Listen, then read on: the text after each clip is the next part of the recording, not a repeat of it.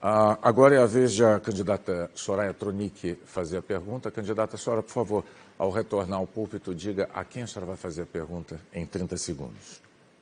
Padre Kelson. Kelvin? Isso. Padre, candidato padre.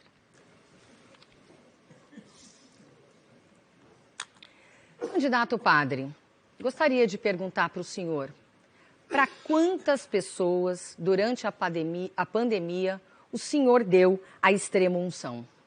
Gostaria de saber do senhor se o senhor sabia que de cada 6 pessoas que morreram na pandemia, nós poderíamos ter salvo 4 pessoas. Se não tivesse atrasado as vacinas, se não tivesse faltado oxigênio.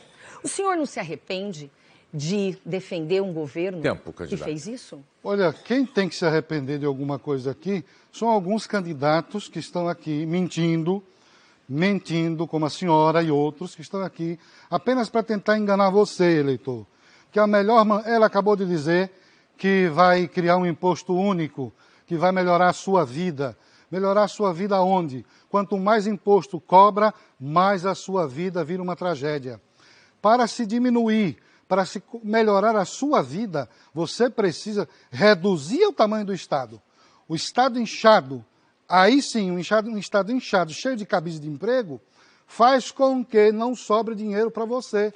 Você, eleitor, precisa ficar bem atento a esse tipo de proposta de candidatos falaciosos que só estão aqui tentando te enganar. Essa é a verdade. Reduza o tamanho do Estado, deixa o Estado pequeno, vai sobrar dinheiro para que esse dinheiro volte para a educação e para a saúde. Não criem falácias achando que vocês podem resolver os problemas apenas com o verbo. Façam de verdade. Não minta, como tem muita gente aqui mentindo para todo mundo.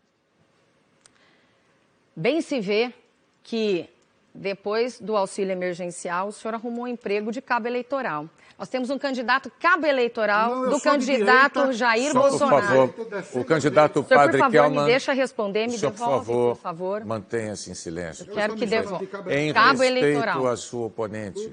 Cabo eleitoral do candidato Jair Bolsonaro, que, por sua vez, então candidato... Você é cabo de Lula, que é de esquerda. Candidato, o senhor não deve interromper a outra candidata que está falando e o seu tempo será acrescido, candidata Tronic. Desculpe. Eu poderia Mantenha-se, por favor, começar em silêncio, novamente. Eu vou pedir só um minuto aos dois. Nós temos milhões de brasileiros assistindo ao debate, esperando que o debate tenha, no mínimo, regras que sejam respeitadas por quem as assinou. Então eu peço, por favor, ao candidato que se mantenha em silêncio e aguarde que a sua oponente conclua o raciocínio. Nós vamos lhe dar mais tempo, candidato. Devolve tudo, por favor. 1 minuto, porque eu perdi totalmente o raciocínio. Vai ser concedido esse tempo. Ok, aguardo lá no...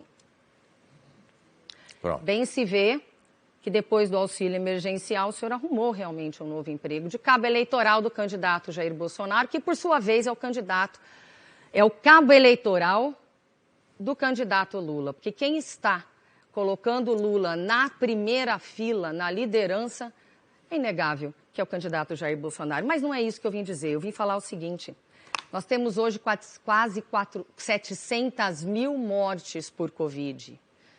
130 milhões de órfãos. Eu pergunto para o senhor, o que o senhor diria para consolar essas famílias, esses órfãos que estão até agora esperando uma ajuda do governo, que estão até agora sofrendo muitos irmãos separados, porque cada parente tem que ficar com um ou outro. O senhor não tem medo de ir para o inferno, não? Olha, vocês falam tanto de Covid. Só se morre de Covid nesse país? Só se morre de Covid no mundo? São falácias e falácias e falácias. É só o que vocês sabem fazer.